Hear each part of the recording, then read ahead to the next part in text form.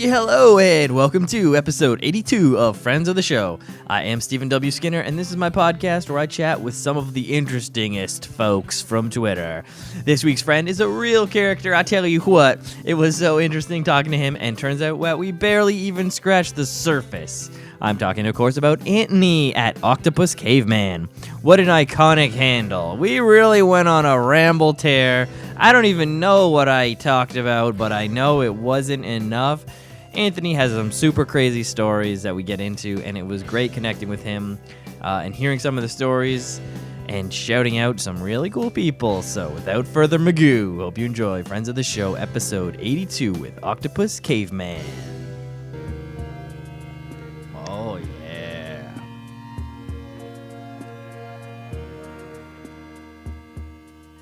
That's the one from No Love, No Pain, right? It is the one from YouTube, definitely. Yeah, I think that's called Omni. It's called Omni, a lo-fi, spacey omnichord chill out.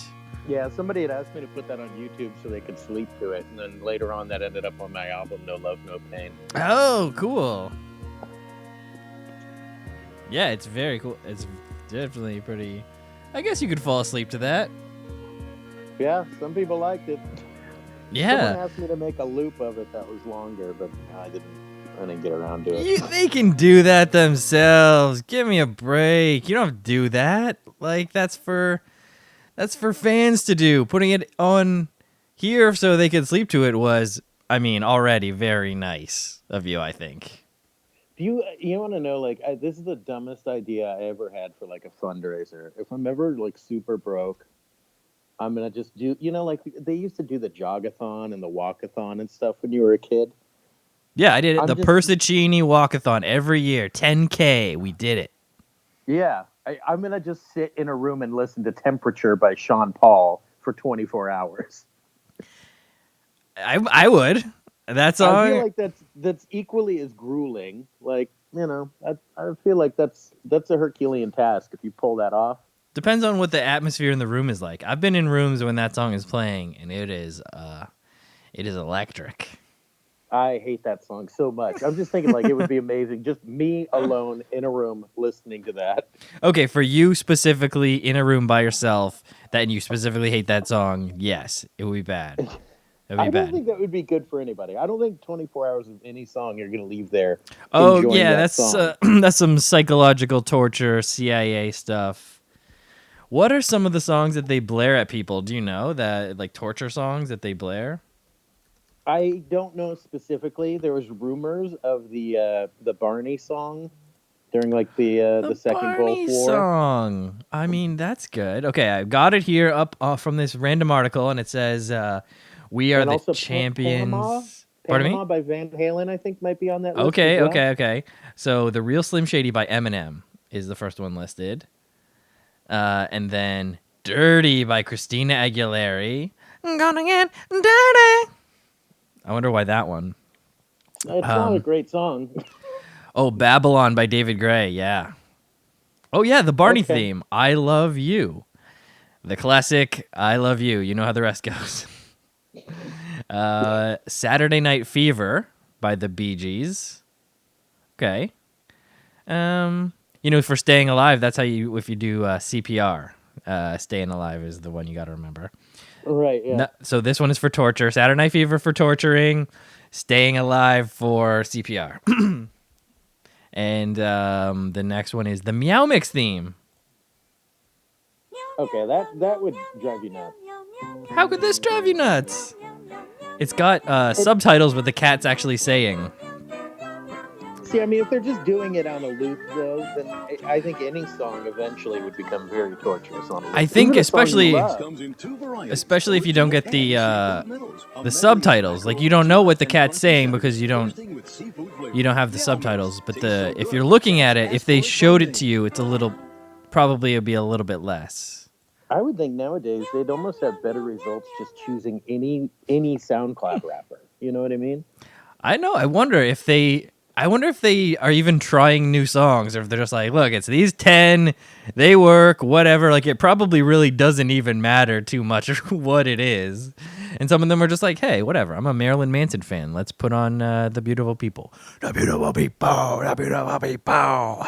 Go Dude, relative to the I had a side. weird thought today. Like I woke up and I might have been like one of those things that carried over from my sleep, but I woke up and I was like, wow, MySpace. I don't know why. Like, I guess just the SoundCloud rappers made me think of this again. Like, MySpace, that whole social media, I think because it was early in social media, I remember going on there to find things to do and people to do them with. You know what I mean? Okay, so you were using it as a social media. A lot of people were using it as sort of a place to discover artists also and connect with their favorite artists. I know that was where I first kind of started to get some fans of my music. Like people actually, discovered me there and started listening to stuff there. But I feel like most people used MySpace sort of more socially than say social media now. Could be. I mean, I know Tom did pretty good out of it. Yeah, Tom crushed it. Tom killed the whole MySpace thing. He got out right at the right time. Do you remember all of the parody Toms? No, what were the parody times? I was never on MySpace, so I kind of feel like I missed that. I was like, it's not really my thing, I don't need to have a top 5 or whatever. So there was Tom, and he was always your first friend. You just programmed. Oh, he out-zucked the Zuck. And then there was parody Toms. So there was like a black Tom, and then there'd be like Mexican Tom and Haitian Tom. Like Collect every them all. ethnicity had a Tom, and then there was like goth Tom, and Right. and they would just try and recreate the photo Tom took.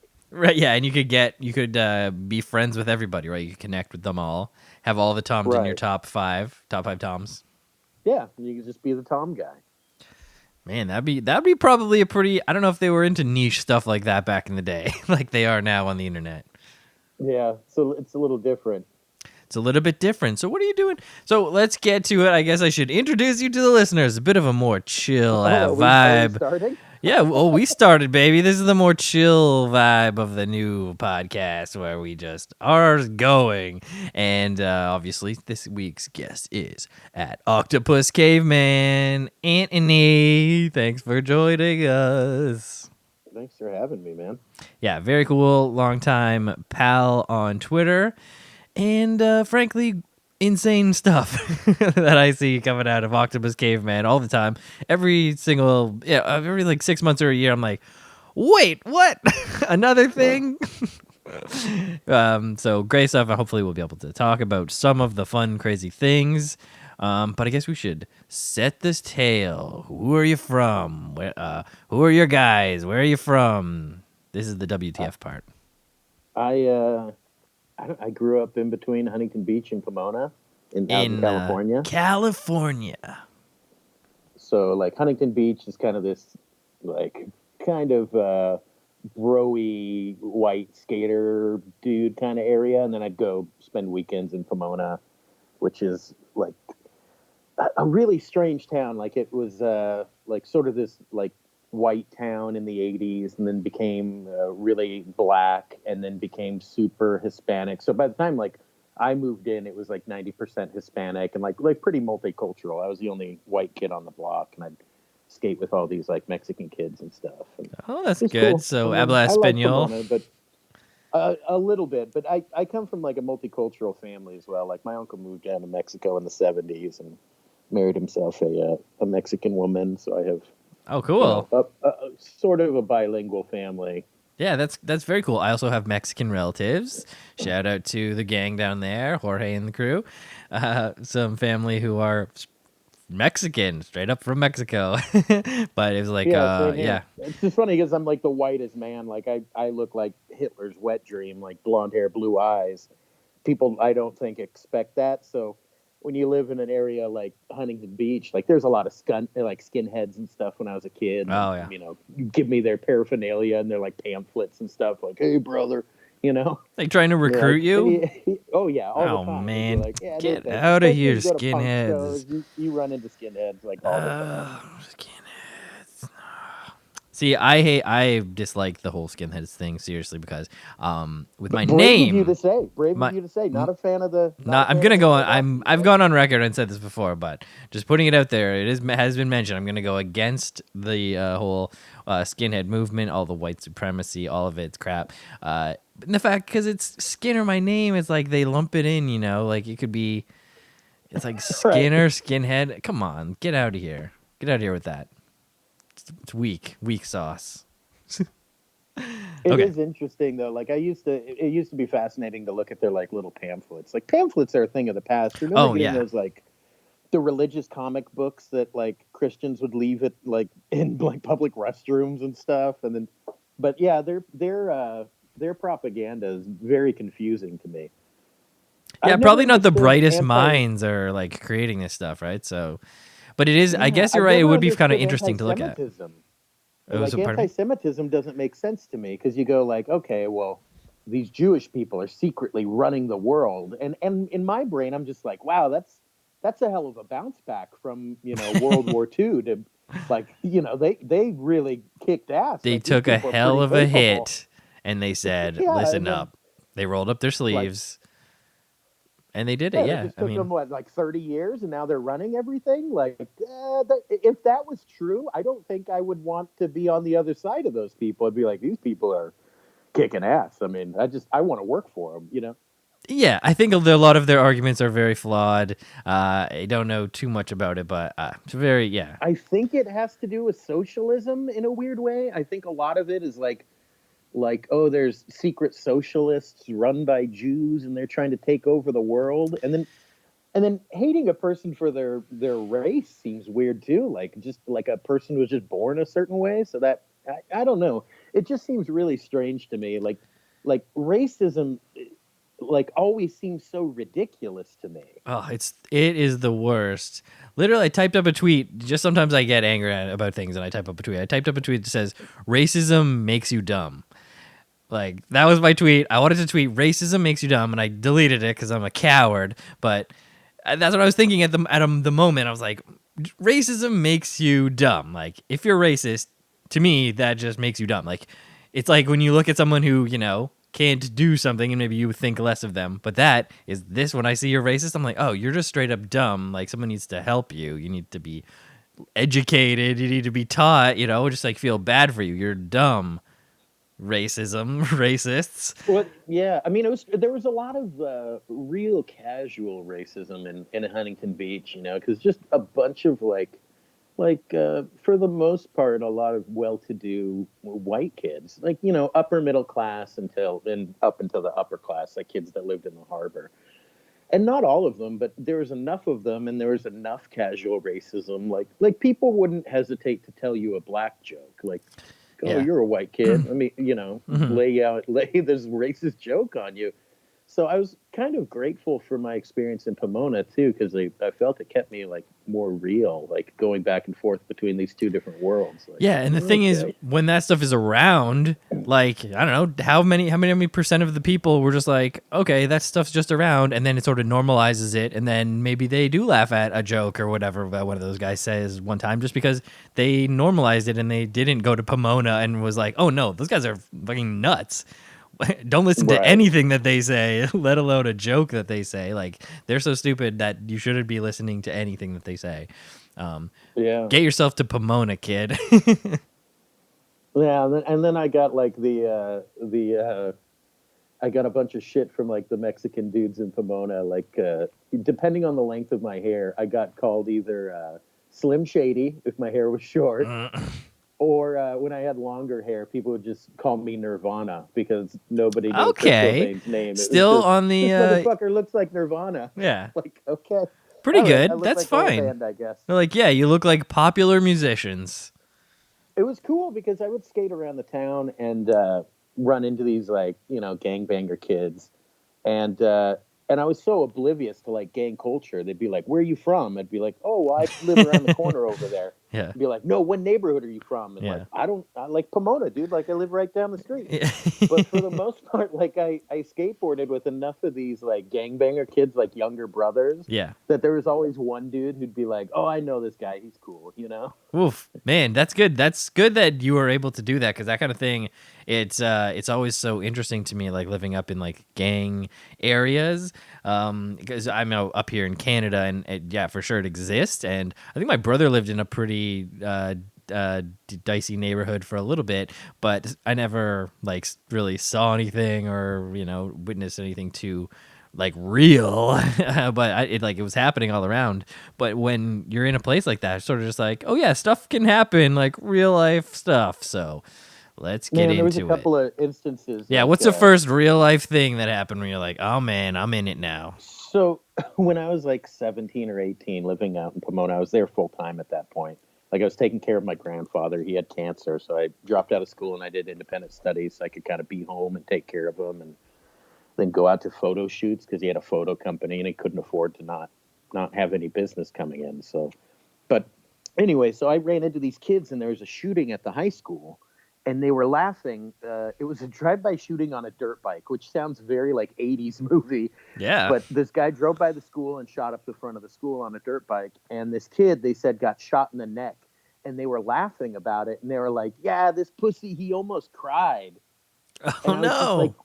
he almost You almost cried. Like cried? the dude got shot in the neck. Like, my God, I would have been like sobbing. That's so scary. And they were like, "Yeah, this pussy, he almost cried." And then I remember there was a kid that he used to walk his pit bull like around the neighborhood. And I don't think he had any kind of like gang affiliation, but everybody had to like front to a certain extent, it seemed. Sure. So this guy kind of acted hard and stuff like that. And then one day I saw him walking with his pit bull, and he was sobbing, and his pit bull was all torn up. Oh no. And he had gotten peer pressured into fighting his dog against somebody else's dog in the Oh park. no. And it was weird. I mean, this kid was like 16 or 17, and every time I'd seen him around the neighborhood, he always acted all hard, and he'd give me the nod instead of saying like, "Hey, buddy," you know what I mean? Like he was like trying to be a tough guy, and he got peer pressured into fighting his dog. And the first time I really saw him being real was him having this like horrible like realization, like the consequences of his actions. He got peer pressured into fighting his dog, and his dog was not doing well. It was just, it's a weird moment that lives with me forever. Just Man, seeing that's the consequences of horrifying. this guy's actions. Yeah, it really was. This dog was in a bad way, and I was like, you need to get him to an emergency vet. Yeah. And yeah, just seeing this kid sob, it was just like so wild to see. I don't know. It just made me think like not being real with people is just kind of dangerous. Definitely going to come back and bite you one way or another. Yeah. I mean, big or small, it will. Big or small, it will. But yeah, it was a gnarly neighborhood. I mean, we had the helicopters over our neighborhood all the time. I smoked crack for the first time there. It was real easy. Oh yeah, to how did find. that go? It was wild, man. I specifically went out to go find it. So I walked down Okay, Holt, yeah. which, if anybody is familiar with Pomona, is like, it's where all the hookers and the crack are. Like, So the you know Alley where to go. Motels, You the knew whole the deal. area. You I got just walked to the around into a lady first. talked to me, and she asked me if I wanted like sex. She was like Yeah. a prostitute. Did she And I was say? like, no, but Did she say a date? I don't remember what You she gotta said. be careful. It's illegal. But I was like, I'm not interested in that. But if you know where I can get crack, like I was like out to find crack and try it. And she was like, "Come with me," and like took me to this hotel. And then we went into this hotel room, and it was her and this other woman, and they're both prostitutes. And there was like their pimp, this dude who sat in the corner, and he like hooked up some crack, and like we were sitting on the bed with these two women on either side of me. And they kept like wanting to like sell me on sex, and I was like, "No, I'm just here for this crack here." Yeah. And we Like smoked some maybe rock if you smoke a together. little crack though, maybe then you will. Yeah, like crack is not a drug that, I mean, at least for me, it didn't get me fired up to have sex with a prostitute. It was just like, wow, now I feel real weird and scared, and I want to go home right away. Yeah. So yeah, it was a weird experience, but But you made it out. You got the crack, got out of there. I'm sure that ended yeah, I fine. mean, I smoked the rock with them, and then I bought some more, like in case I liked it, and I ran home, and then That's great. I remember the next day waking up and like flushing the rest of the crack down the toilet. was just like, what have I done? You know? Well, So it was the first and last time I smoked crack. okay. Well, that's fine then.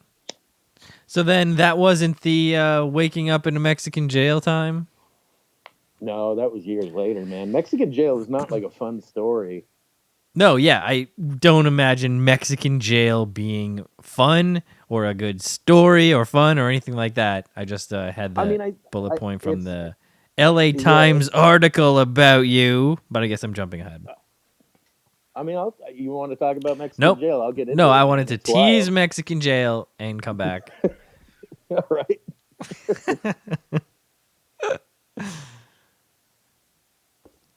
For the listeners, that's a tease. I guess the listener could just hit that forward 30 button until they start hearing stuff that sounds like Mexican jail talk. No, it's fine. Right. Sorry. So when did you start making music then? I started. I think I was. I mean, when I was a kid, I was in like orchestras. I was a professionally You're trained, classically like trained. percussionist and stuff. Okay. And so I was like a little kid playing in like college orchestras and stuff because Oh, I was good. nice. Yeah, nice. So some sort of like And talented wunderkind of music. well, I mean, it's easy. There's no notes, dude. I mean, you're just playing like drums and like, Oh, sure, just especially hit the like thing, yeah. orchestra percussion. It's like you're the triangle guy. Right, Like yeah, I'm yeah. basically just counting out 100 like bars of music sure. before my three notes, Yeah. and then I'm done. You know. So it seemed weird to me that they were like, oh, you're really good. You can play the cymbal and the triangle You're killing part. it. You know, like Other kids your age it have was. no idea how to count. Yeah, I think it was just cute for the parents to be like, look at that little triangle player kid. Yeah. But When it the was fun. triangle Like I was, part comes, I oof. thought I was pretty good. And then like 15, 16, I stopped doing that so I could devote my life full on to skateboarding and smoking weed and, Hell yes, crack and stuff. bro. Tell me how that went. Did you get on Thrasher? Do you have a shirt that says Thrasher? I don't. I never was like a Thrasher kid. Oh, okay. I always dressed like a weirdo, so I just Okay, that's wore even whatever. cooler. That's cooler, TBH. It's cooler to like But have your I own was look. super into skateboarding, and then I was babysitting for my brother's kids, and they had like a little Casio keyboard, and I was like just started writing some songs on it one night, and then I bought myself a little keyboard, and I started like recording albums on like this dictaphone with Awesome. a Casio keyboard. Yeah, just And I straight got into really into, like, recording albums. yeah, I mean, why not? Like, make No, a yes, song, that and I then you love make it. more, That's and then you yes. put them together. Yeah, yeah. And then I got way into like avant-garde, like noise guys, and I got into like Steve Reich and Merzbow and all of that stuff. So I just wanted to be like a noise guy. And then I thought, oh, it'd be cool to add in some other instruments. But all of my friends were, quote, serious musicians being in like hardcore bands. So nobody wanted to work with me and my like dumb noise stuff. So Yeah, I nobody wanted learned to how to give you play some guitar on noise. my own. And yeah. So, I mean, all of the stuff I did on my own was just stuff I was doing while I was waiting to finalize this grindcore album with my buddy Slimer. We're in this band Bearded Mary. We've been in it for about 25 years now. And we You and have yet to Slimer been in release Beard and one Married thing. 25 years? That's awesome. It's probably less than 25, but it's someplace close to that. That's But yeah, awesome, like though. we've never completed anything with Bearded Mary. But at a certain point, I was just like, oh wow! I mean, I guess I learned how to make music while I was waiting on Slimer, and yeah. So I've been making music and putting it out since I was like 18. Yeah, love that go-getter attitude, and it happened to be for you at like the perfect time, like back in like the day or whatever. If we were a prior generations, we'd have to be like splicing tape together, I guess, like long loops of tape. I and was like, doing that anyway because oh, those were like my influences. So I got like a reel to reel, and I was doing these like massive tape loops and like right, which is I still wanted to be very like cool. Steve Reich and all these But weird you don't guys, have to so. do that. You don't have to. But that stuff is cool. But like, yeah, you would have to be so analog. So are you digital now? Or are you still analog? Or are I you am a digital crazy as mix? of my last album is like the first one that was full on digital using a DAW. Okay, now you've made the shift. All right. And I like it, but it's still Sometimes There I is get frustrated with something, it. yeah, there is something to be said for like a feel of something warm, tones of a live performance or something like that, like I don't normal even get into instrument that. Just like sounds. it's difficult to operate a DAW when you're like under the influence of drugs and alcohol. Like it's Mm. so much easier if you're like high and like drunk and ready to record, and you can just hit record on a tape machine. With a computer, you got a computer there. Sometimes things get a little off. Mm. Like Yeah, it I understand. requires Yeah, like a little bit more focus or something. So there's times where I'm not a yeah. fan of that. You But need to be more of a nerd yeah. to do it sometimes. But yeah, there should be like I mean, I've seen some cool instruments. There's this guy on TikTok who has like this crazy electronic like mouth harp or whatever. It's like digital, but you blow into it to activate it. Oh yeah, And, the saxophone guy. Yeah. yeah, crazy saxophone thing. It's like, and you can play any. It's like make it any sound come out of that thing, but you're blowing it. It's like an Yeah, I instrument. follow that guy on TikTok. Those are awesome, awesome videos. Crazy. So like those instruments are like coming. So there will be this crazy merge where we're gonna have like the Cantina band or all playing like crazy. You're playing like an electronic E flute and I mean, dude, that stuff has been around since the '80s. Like those things like the have been around guitar. forever. Yeah, I mean, all of that stuff. They had the MIDI breath instruments and all of that stuff. I mean, it's been around forever. And people I do mean, it. I've People had do an use it, but electric one day kazoo for like 10 years. robots are gonna play them and really kill it. I mean, they already have that too. There's the AI generated music You that's talking about real the Chuck E. weird. Cheese band?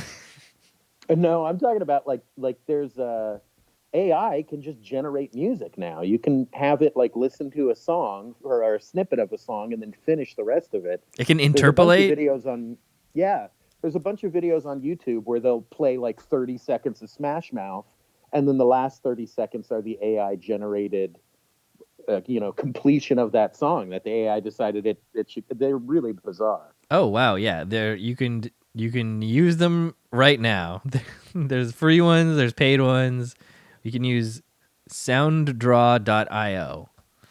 $16 a month and you can just create your own music with AI. Which Wow. I hope at some point we'll have a pushback towards more acoustic instruments and more human performance type stuff. Because I feel like music has been so computer driven since really the 80s. Yeah. I mean, it's like technology keeps advancing and music keeps on branching off and sharding into a million different subgenres.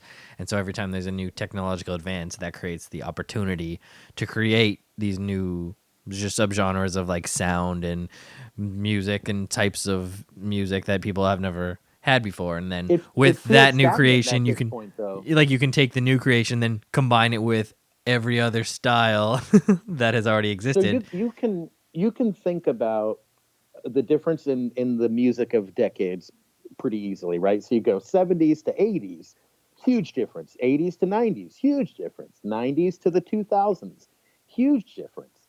But I think most of the like pop and dance hits from the 2000s since could have been hits at any point in that time. There's smaller genres and smaller kind of trends. Like ringtone rap isn't around so much anymore, and now we have more like the mumblecore type of stuff and like Migos and all of that stuff. But as a whole, I feel like music has been somewhat stagnant as far as like the world of popular music for the last 20 years or so. Yeah, that millennial whoop really took over for a bit. It did, yeah, and the weird hip hop country that weird blending that's been going on, that's a little strange. Yeah, I mean, see, that's the thing. You gotta try blending the different genres. Eventually, like rap and rock, something hits, Yeah, and you get a sweet. like the Hue with You get like a their Mongolian metal. yeah, exactly. You never know what's gonna pop. Like K-pop, that was a recent thing where it's like, oh, all of a sudden, this one specific country's style, and It's so garbage though. All that is early 2000s boy band music. Like you listen to it, it's just or just the same inspired as by like that. That's In just a Sync or Backstreet generation of Boys. Korean people who were nostalgic for Backstreet Boys, and they're like, what if there was 12 Backstreet Boys. Right, and then they develop this whole like soap opera world around them. I And they think have it's genius. I think handlers that and like part is genius because it's like, but they have like a lack of freedom. what I if you don't don't like understand why we're wrestling? supporting these people. Like these people are not allowed to like be in relationships and stuff. They're under such strict control. But Yeah, but when they people break fawn out over of them. I that think it's a and they're really I think it's a millionaires, really unhealthy genre. when they break out of that and they're millionaires, they'll be fine. They'll break I out. I guess. believe in you, BTS. If you are in Maybe. I trouble, mean, let me know. I just don't understand like the draw of that. Just to be like, yeah, I like this music created by committee. You know, with this whole like unhealthy system in place. I think It's it's really a depressing to me. I It's think the it's a opposite time of like of Nirvana. no, I think it's like a sign of the times like the internet is like a community builder and this has created a big community. So imagine if like internet culture was around when Backstreet Boys and NSYNC like took over the world or whatever. It'd be sort of a similar thing. It's just happening now because of the internet and that is the band that did it. It feels like a giant leap backwards, though. I mean, because it's the opposite of what's going on in the world right now. Like you have such freedom to have such a like unique, singular artistic voice, and that's not what people are responding to. They're responding to this music created by committee. That's insane to me. It feels like a giant leap backwards to me. I mean, could be, but hey, the Biebs is still topping all the charts. I mean, that guy writes his own music, though. Like, I have respect for Bieber. Shout out to the Like, he is, Biebs. he's by all accounts like a talented musician. Like, even as a young kid. Yeah, he And definitely I always he thought it worked was his so way up weird. from 12 or Like whatever. there was a lot of people my age and older that when Bieber came out were just dumping on him. Remember, there's like 30 and 40-year-old men like, oh, this is still better than Justin Bieber, and like it just felt really bizarre to me to just like dump on this music that was meant for their children. It's such a weird take. Like, okay, adult man, like I'm not, you know, dumping all over the backyardigans or whatever the hell cartoon's popular these days because I know it's not for me, you That's know? true. Although Backyardigans is garbage.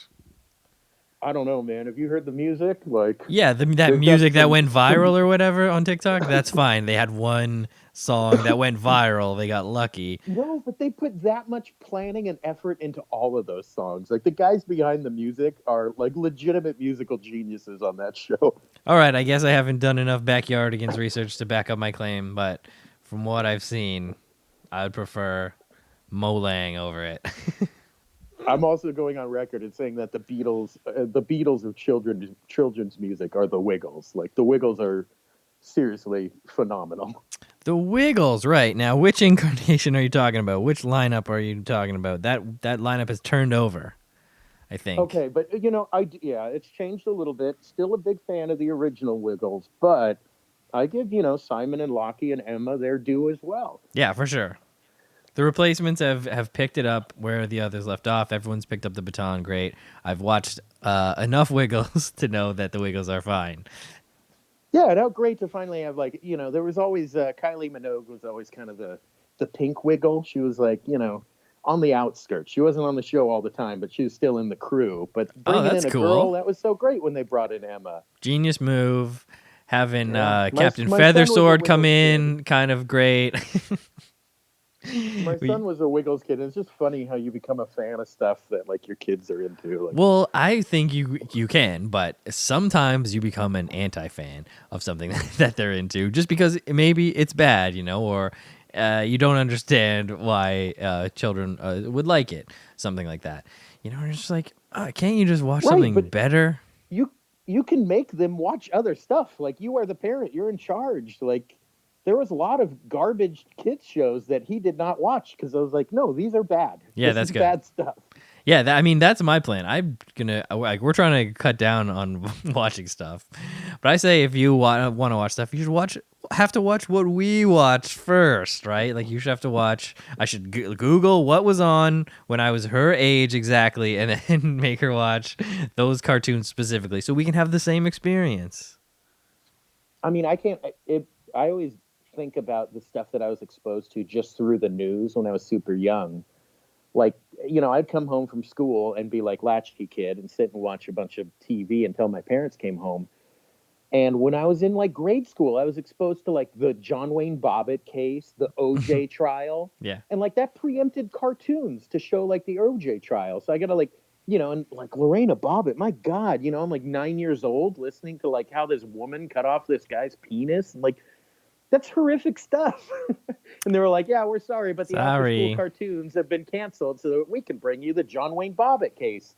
And they like showed photos of the severed penis. Did they? I don't remember seeing photos of the severed penis, but oh man, I definitely remember the news. Yeah, I remember that yeah, dominating you see that expert holding up the photo that he held up during the news. It's insane. Yeah, I was like a late night fan. I remember the jokes, just like nonstop Bobbitt jokes for months and months. And it was so unfortunate that it was right after Stone Temple Pilots had that hit with "Half the Man I Used to Be." You know that? Oh yeah, brutal timing. Every radio DJ made that joke. Man, DJs do better in 1991 or whatever. Man. So then you grew up and you were skateboarding around town, but your hair was too long to get a job. You're just skateboarding around. So what's your best trick that you could do at that time? Man, I mean, I got some insanely high ollies towards the end, like right before I quit. Woohoo! Like break your knee shit. Like whoa! Like chest high. Oh like, yeah. I remember I ollied one of those like kind of A-frame road dividers. Okay, yeah. I managed to ollie one of those. Ooh. It was like the proudest I'd ever been. I was like, my God, like that's tall. Yeah, dope. Luckily, we have a sweet Octopus Caveman skateboard compilation with all your best ofs, right? That I can link in the. I can link that in the. I'll link it in the show notes. I have some VHS tapes someplace, and I managed to get a couple of tricks like copied over. But there's a lot of doing crimes on there too. Well, don't upload don't upload those videos. Just upload the skateboard tricks. So like it could be like the 30-second video. Doing crimes. Another video of doing crimes. Why you keep taking videos of us doing crimes, Anthony? Nothing bad. Just, this is gonna be a problem someday.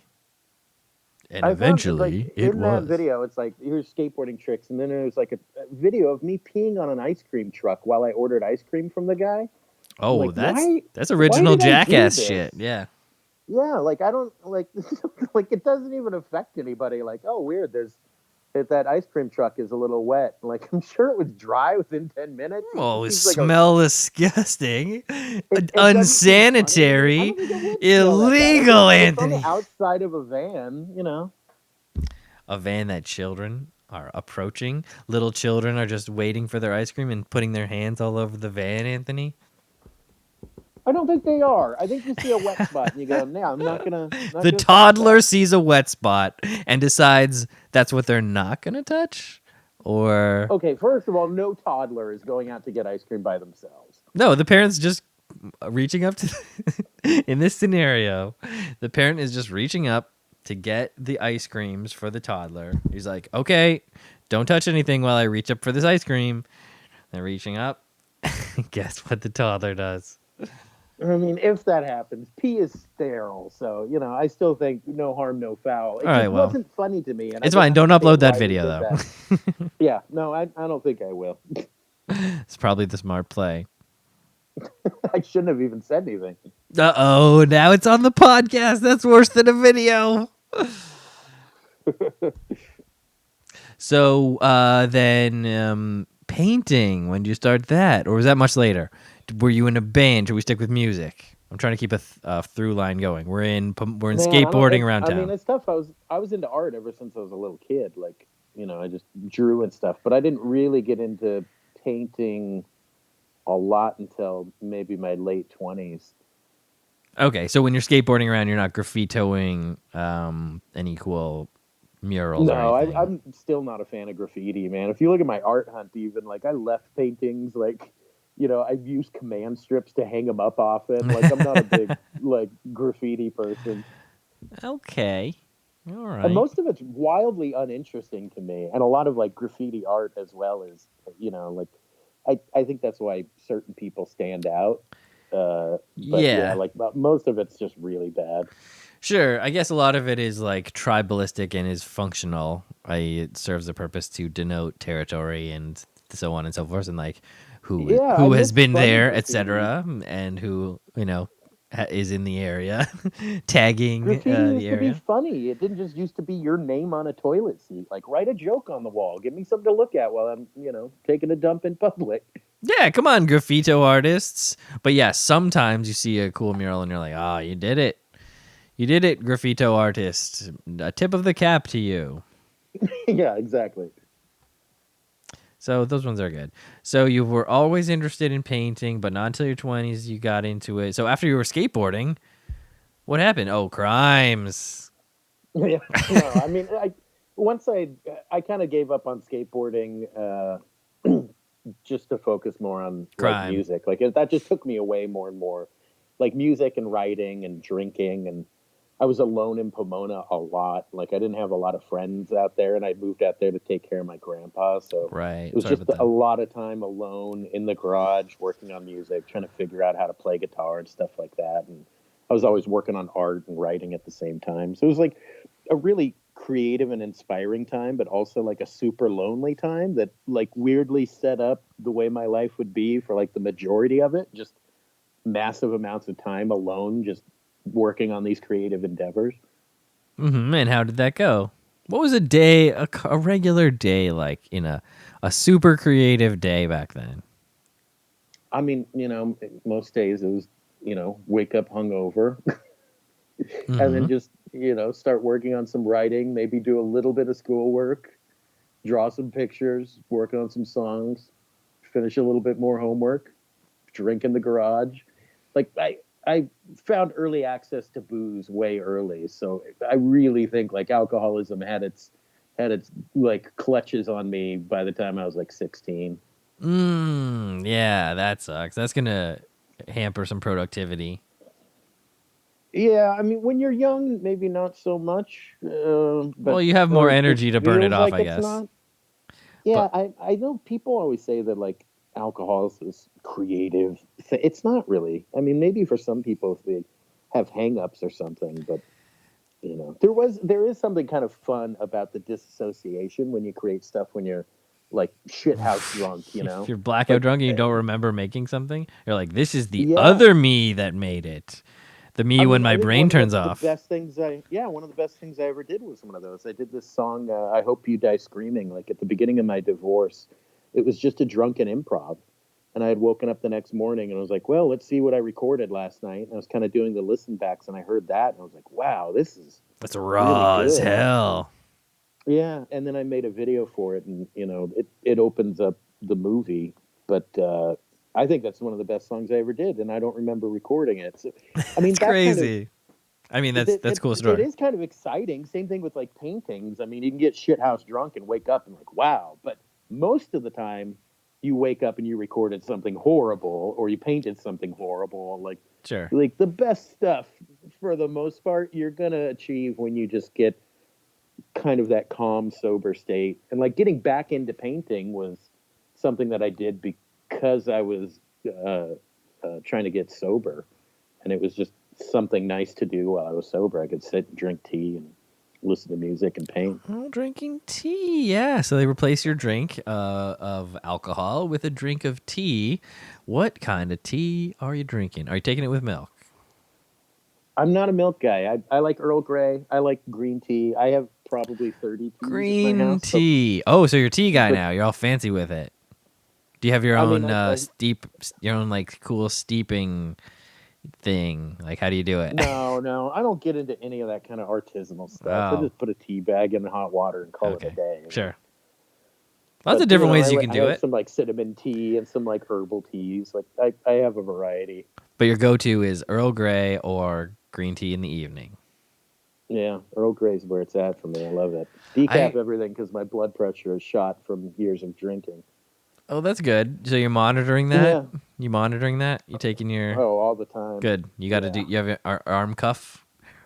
I do. Yeah, I've got the big dealie.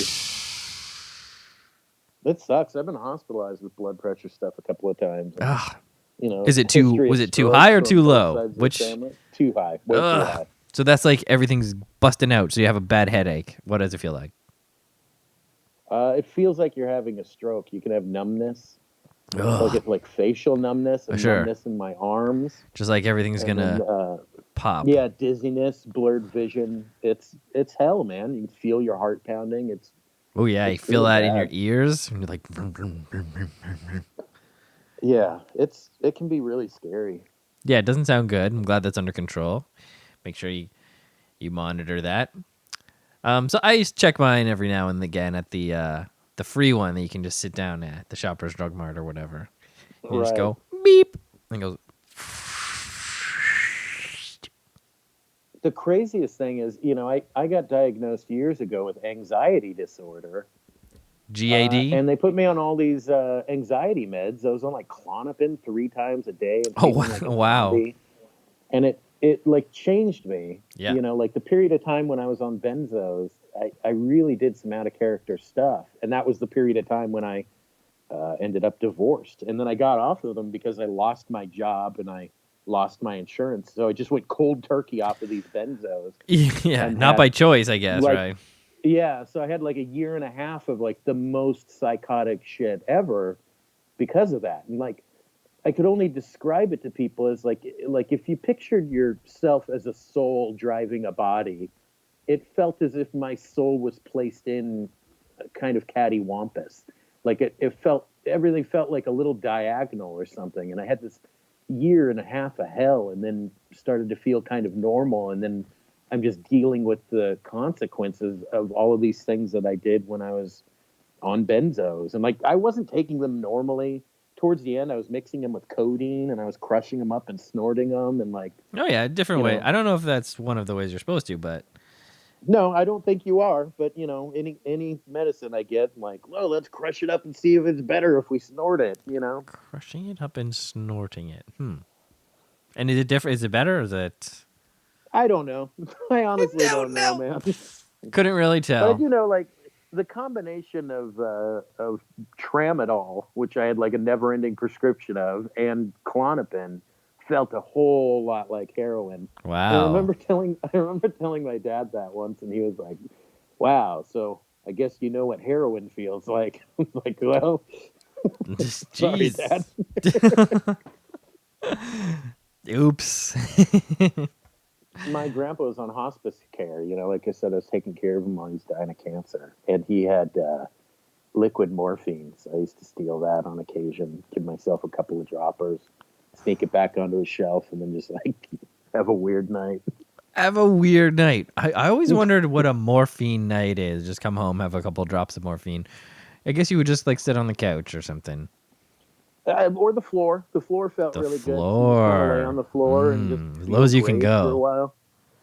Yeah. And then wake up the next day and feel like complete garbage for 24 to 48 hours. Oh, I can't imagine that would be good. I think that's I mean, it's like it's a good consequence, though. I mean, because the high right. is really great. It's really one of those things where you go like, "Oh, I see how people could ruin their lives." Yeah, like if there wasn't this other part, I could do that every day. Cocaine was one of those things for me too. Like it was immediately like, "Oh, I need to stop doing this because I could just do this forever." But what's so good about that? What are you just yapping a bunch? Your just brain Yeah, going a with mile a the minute? first 30 seconds of all your favorite songs and like just feel great. Sure. I used to have to hire babysitters, man, because I would do too much. So I would have to like pay a guy to hang out with me and be like, "Here's my Coke," and just like give me some when you think I'm ready. You know, Okay, because I that's would a just like do a system. line and be like, "I feel great. I'll probably feel better if I do another one." Exactly. Yeah. And then He's I'd have like, my no, no. babysitter there, just be like, "Just chill for a minute." Yeah, just chill for 30 Hang out, and I'd be minutes. like, "No, you're right, man, you're right." Like it had to be somebody that I would listen to and respect, and I'd be like, "No, you're right. I'll just You're wait a right. little bit." Oh, hey, Then well, 15 minutes later, like I think I'm ready for like a little one, like maybe just a little one. yeah. Well, I mean, that's a good system. It's a good system. It would. So instead of blowing through your whole wad, it would stretch it out. But you have to Yeah, pay for for a a babysitter to night. hang out with. Yeah. So, yeah, very, very fun.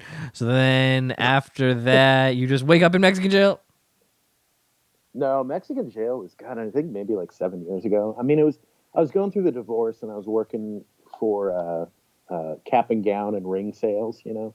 So we'd Is that sell for graduates? stuff to graduates, yeah. And my boss wanted me to go call on some schools in like the Imperial Valley, which is like California near the Mexico border. So for like 3 days, I was out and about in that area. And one night I was in, was it El Centro? One of those places, like right by the border. And I was staying in a hotel, drinking at the like hotel bar, and they started to close up real early. And I was like, hey, well, what else is open? I mean, if you guys are closing, like I wasn't drunk yet, you know? Yeah, yeah. So the guy was like, yeah, you got to go across the border. And I was like, well, I don't want to go to like, you know, Tijuana. Like I'm not Another looking to party. country? And he was like, well, Mexicali's not like Tijuana. Like it's pretty chill, and just go to this bar, you'll have a good time. So like, okay, I took a cab over there and went to the bar, and it was a great bar. It was like Mexican Cheers. Like it was a fun night. And then I left, and I was getting ready to walk back home or walk back across the border and get back to my hotel, and somebody smashed me over the head with something and robbed me. And the police, I guess, found me in the street, and they took me to jail instead of taking me to a hospital. Ah. So I woke up in this like maybe 20 by 20 foot like concrete room, just surrounded by a bunch of other dudes. Yeah. And it was complete hell. I was like covered in blood and like severely concussed, severely hungover. And I started begging with the guards to like let me get a phone call. And they were like, you don't get that here. You know, this isn't America. I was like, well, what do I do? Like, I need to go to a hospital. I need to get out. Like, did I do a crime? Yeah. You know? And yeah, they were just, you know, stonewalling me. And I was in there for about 2-3 days, something like that. Ugh. Really bizarre, man. So your water was just these 2-liter Coke bottles that they'd fill up with water from the tap and then throw it in there, and everybody shared that until they filled it up again.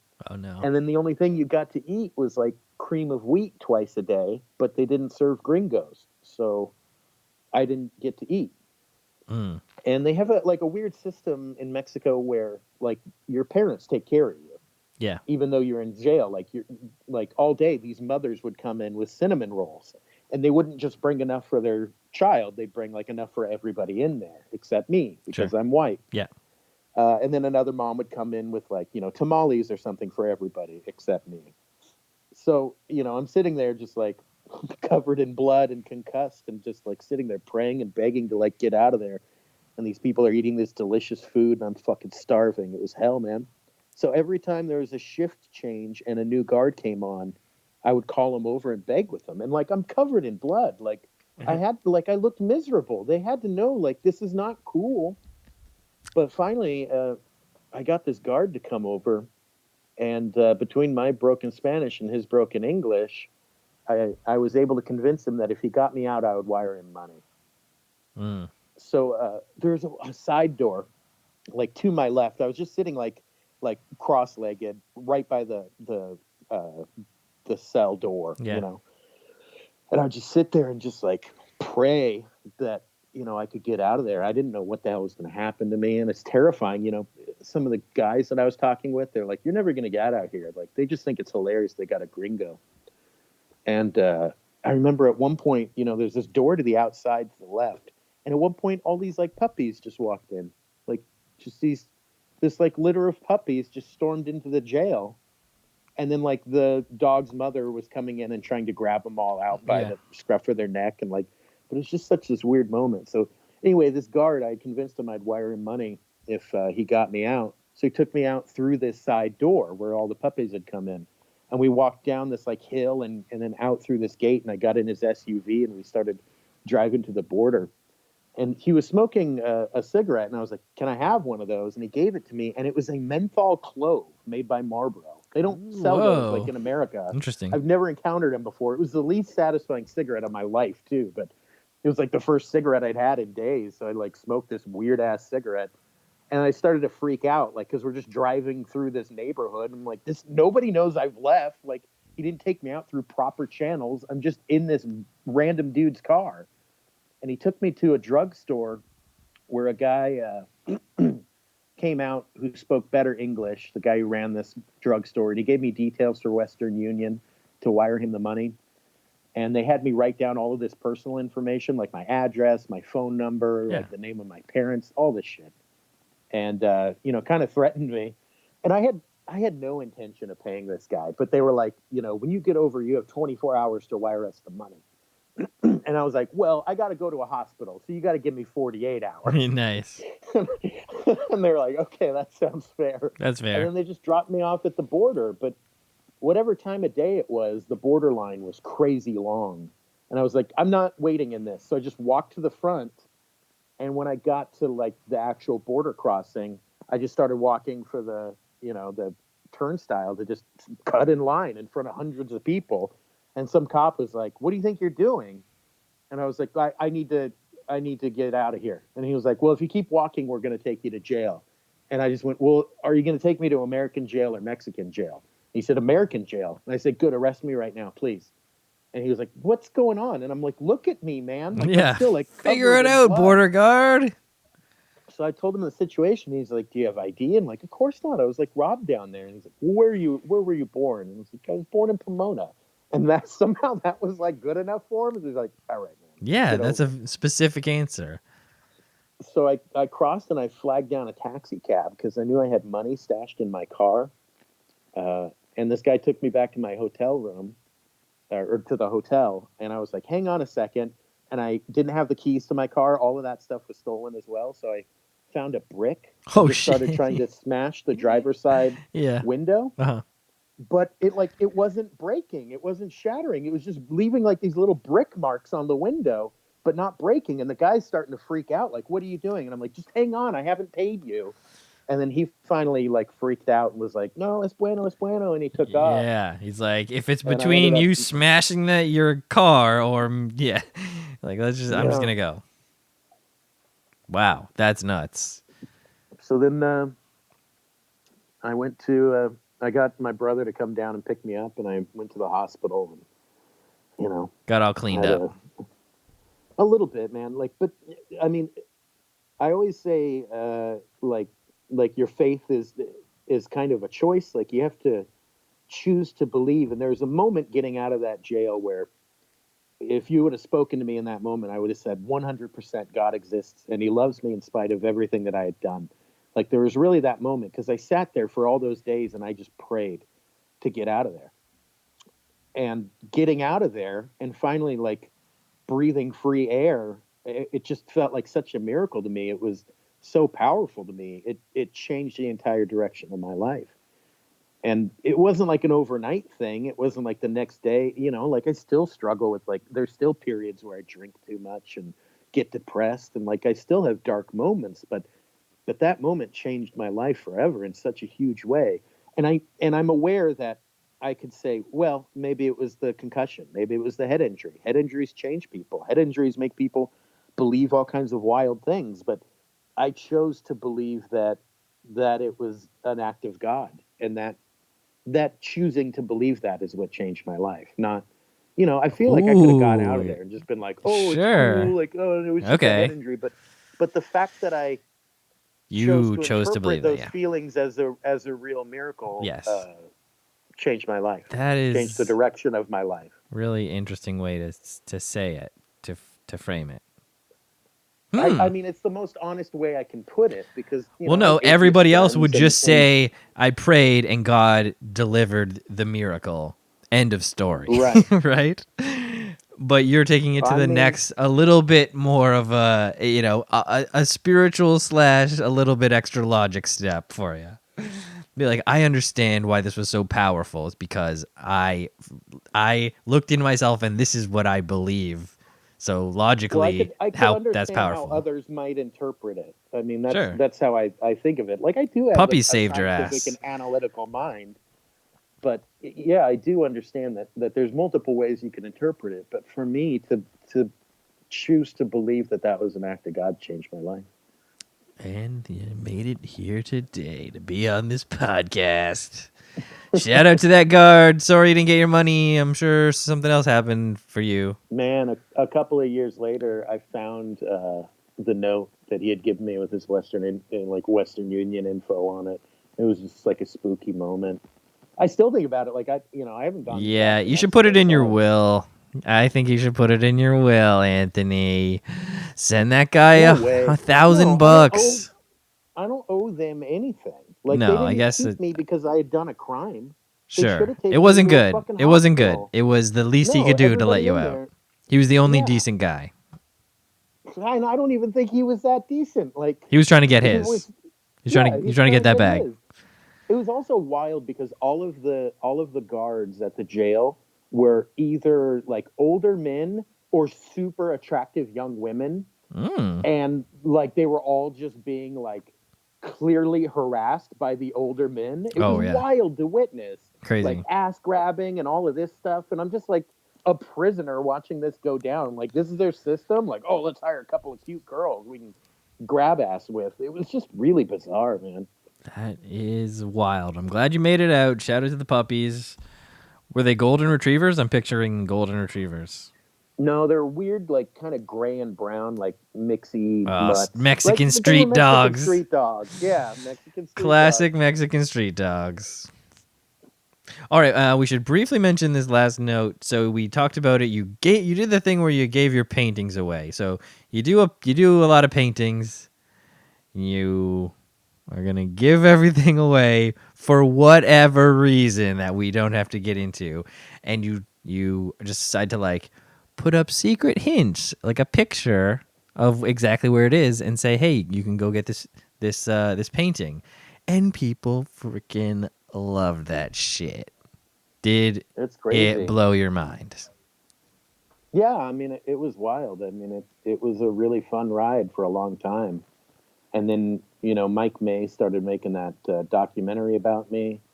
And then he was wrapping up the documentary and we were entered in all these film festivals and everything was like, wow, like, I'm really going to make it. Like, I'm going to get out of this hole and not be living in a dumpy trailer and, struggling so hard. I just thought like, wow, I'm finally going to make it. And then COVID hit and all of the film festivals were postponed and then they were canceled and then, they went all virtual. So, the So film made it. It was in a yeah, couple of film you couldn't festivals, meet but it was Morgan all virtual Freeman. and nobody watched it. I was supposed to meet Eugene Levy, or at Oh, least even better. I shouldn't have. Yeah, I I was lowballed it. supposed to be at the Newport Beach Film Festival where Eugene was getting like a Lifetime Achievement Award. God So damn. whether or not I would have met him is like, Canadian treasure. a big question mark. But I would have been in the building when he got that award. So who knows? But yeah, COVID canceled all of those things, and it really sucked, man. And Right. then people were upset with me because I was upset about that. Like, oh, boo hoo, you don't get to be famous. And it wasn't about that for me. Like I don't think people understand how close to rock bottom I survive. Like I'm I'm barely making it in my life. So the idea of maybe making it to the next rung, which is comfortable, and to not have that happen was devastating for me. Devastating. It That's was it brutal. was completely devastating. That sucks, but we should say that people can still go see the movie somewhere. It's on YouTube. It's on YouTube. Go check it out. Octopus Caveman movie. Mike May did it. There was an LA Times article about it. Go check it out. Yeah, the LA Times wrote about me after it came out, which is cool. And being in the Washington Post and the Orange County Register, all of that stuff was Man, so it cool, would have but been three times it felt like bigger. it was this crescendo leading to something, Yeah. and then at the end of that crescendo was just COVID, and they're Was just a like, oh no, global, nothing, horrifying nothing. global pandemic. Elephant in the room, listener. We're currently still in the global pandemic caused by the COVID-19 virus. I myself We am. should say what variants we're on. I because myself in am the double future, maybe vaccinated. I have 1 dose of Pfizer, 1 dose of Moderna. I'm a mix and match guy. What about you? you're a mixie, huh? I got honestly, it was like you don't have a choice. You can either get it or leave. This was like before they had like Pfizer Fridays, and if you want a specific one, we're gonna let you know where it is and where you can get it. Which after it was determined that people cared about that. Yeah. But I got in just before they figured that out. When people like Canadians were being refused like passports and travels, if you had a mixed vaccine, they weren't recognizing it. Only if you had two of the same. So it's like, oh, maybe I should have waited. I felt like I waited a long time because, I was a hermit before all of this stuff went down. Like, I went to work where I sat in my office alone, and then I would come home alone. Yeah. And it, like Safe. my only fear of COVID was when I go to the grocery store like once a month. Like everybody. That's everyone's thing is like grocery stores are no matter what the front line that everyone at bare minimum, unless you're like getting stuff delivered or whatever, has to do. Yeah, and I was totally the I was wiping down all of my groceries and stuff early on, all of that stuff. Yeah. I was terrified. Like I have a lot of scar tissue in my lungs from chronic pneumonia, and like it's crazy. Yeah, with certain people, you just kind of know that if you got it, you'd be fucked up. Well, yeah, and the vaccine made me feel so sick, both doses, that I was like, man, I feel like if I would have gotten this, I would have died. Yeah. Yeah, for sure. But, and there is a good chance that could happen because that is happening to a lot of people. Sorry for that, everyone. So that sucks. Pandemic sucks for everyone, but especially for you. Ruined your spot. Ruined your moment. And that really stinks, but everyone can go check out the film on YouTube. And shout out to Octopus Caveman for coming on the pod. What a great time chatting with you. What a fun bunch of stories. It's just a bunch of like depressing stuff. All right, well, let's get into something not depressing.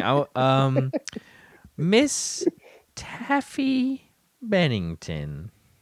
I love her so much. I love her as well. Isn't that lovely that we share a love of Miss Taffy Bennington? I'm talking about at Sing with Taffy. You got to check her out, check her episode out. Go listen to her, go follow her, go check out all her YouTube stuff. I think she mentioned you on her episode. So now we're bringing it full circle. We're mentioning her on your episode. And let's talk to her about her for a minute. She's great. She's one of the like sweetest souls I've ever like had the pleasure of meeting. Like they're just certain people you meet, and like I had known her through Twitter, and she asked if I wanted to be in this music video. So I took the day off work so I could go eat cat food for her.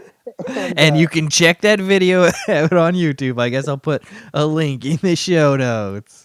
Yeah, the I Love Sandwiches song. Yeah, the cat food was my idea, by the way. Like I don't. Oh wow! I just thought it would be funnier if it crescendoed to me finally eating something gross.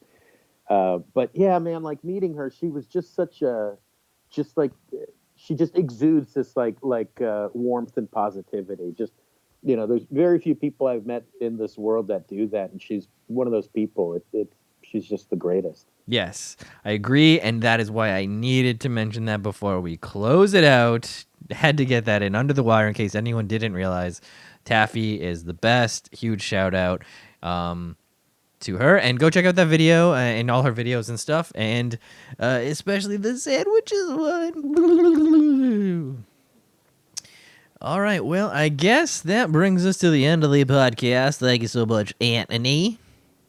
I've been working on saying Anthony like Tony Danza does. Anthony, yeah. In Who's the Boss? But I'm better at saying Samantha, Anthony, get down here. They've been watching some Who's the Boss, so thank you for joining us, Anthony. It was very nice having you on the pod. Everyone can check him out at Octopus Caveman on all the things. I feel like the most depressing episode, man. How is this the most depressing episode? We covered the lowlights in your life, and now you're still where you were. What's depressing about that? Still just right there, right above rock bottom. Right back where we've left you in the middle of the story. Well, we'll have to have another episode on the Patreon, and we'll recap when you've made it on top of the world with your next hit album, taking over the ambient noise world by storm. We're like, oh yeah, this guy thought he was over when his movie didn't hit the festival scene, but who knew that he was coming back with the world's greatest noise album? I haven't made noise music in like 20 years, man. I transitioned away from that real quick. Well, now it's time to get back into it. We need a return to form. Return to noise. Once you learn how to actually play like guitar and piano, it's real tough to just be like, yeah, I'm just gonna here's an album of Static. Well, maybe you need to bring guitar and piano to noise. Oh, see how you can not play guitar and piano, just make noise. Yeah. Oh, is that the next Some thing? real John Cage shit, you know? You need to really, you need to think about it. But looking forward to whatever the next tunes are coming out. We can all check out your SoundCloud, and all your albums are presumably placed. No SoundCloud. Right, just albums out on YouTube. Yeah, Amazon, and Spotify, iTunes, Pandora, Spotify, whatever. What's the best place? Where would you want them to go? iTunes and buy it? Like it.